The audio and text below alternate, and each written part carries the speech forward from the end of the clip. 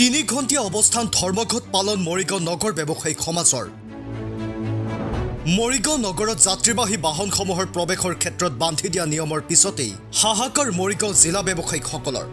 আজিৰ পৰা প্ৰায় ৭-৮ মাহে যাত্ৰীবাহী বাহনসমূহ মৰিগাঁও নগৰত প্ৰৱেশত নিষেধাজ্ঞা আৰোপ কৰিছিল মৰিগাঁও জিলা প্ৰশাসনে আৰু তাৰ পিছতে ব্যৱসায়ীসকলৰ মাজত সৃষ্টি হৈছে অচল অৱস্থাৰ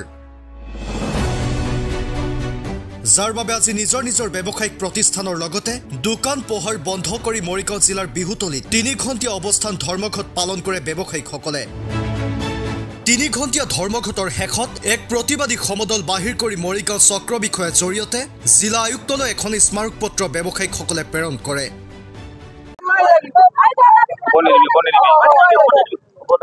আজি আমি অৱস্থান ধৰ্মঘট কৰিবলগীয়া হ'ল আমি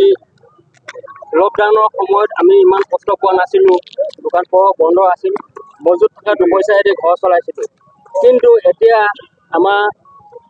আয়ুক্তগৰাকী দেৱাশীষ শৰ্মাই মৰিগাঁও জিলাখনত বাছ ষ্টেণ্ডবোৰ সলনি কৰাত আমাৰ ব্যৱসায় ক্ষুদ্ৰ ব্যৱসায়বোৰ সম্পূৰ্ণ বন্ধ হৈ গৈছে নচলা হৈ গ'ল গতিকে মোৰ ঘৰত খৰচ হয় প্ৰতিদিনে ১,০০০ টকা কিন্তু মোৰ বিক্ৰী হয় ৩০০ টকা আৰু মই ৩০০ টকা মাল কিনিলে আকৌ তাৰ আধা মাল পেলনি যায় গতিকে এনেকুৱা এটা সমস্যাৰ সৃষ্টি হৈছে মৰিগাঁও ব্যৱসায় সমাজত গতিকে আমি অন্তিম মানে তেখেতৰ ওচৰত আমি দৰখাস্তও কৰিছিলোঁ আগত তেখেতে কিন্তু আমাক কোনো হেৰজ্ঞান কৰিলে গতিকে আমি অন্তিমবাৰৰ কাৰণে আমি আয়ুক্তগৰাকীক আমি প্ৰাৰ্থনা জনাম যে আমাৰ ভৱিষ্যত মৰিগাঁওবাসী ৰাইজক ছাত্ৰ ছাত্ৰী আদি কৰি সকলোৱে যাতে সুবিধা কৰি দিয়ে এই আমাৰ তেখেতৰ ওচৰত অনুৰোধ থাকিব পৰৱৰ্তী সময়ত কাৰ্যসূচী কি হ'ব যদি মানি নলয় পৰৱৰ্তী সময়ত কাৰ্যসূচী আমাৰ এনেকুৱা হ'ব মোৰ নিজৰ দোকানখন মই নিজে বন্ধ কৰিম সেইটো খাটাং মই আৰু মৰিগাঁৱত ব্যৱসায় চলাব নোৱাৰিম আৰু তেনেকৈ বহুত ৰাইজে এটাই কৈ আছে যে আমি ব্যৱসায় বন্ধ কৰিবৰ কাৰণে সাজু আছোঁ কাৰণ নিজে কৰ্মচাৰী ৰাখিব নোৱাৰোঁ হোটেলৰ মালিকে লাখ কোটিপতি হোটেলৰ মালিকে নিজে গিলাচ ধুবলগীয়া হৈছে গতিকে ইয়াতকৈ দুৰ্ভাগ্যজনক মৰিগাঁৱত আৰু একো নাই ষ্টেণ্ডৰ সন্দৰ্ভত ষ্টেণ্ড এতিয়া হয় আমি বিধায়কৰ ওচৰলৈ দুবাৰ গ'লোঁ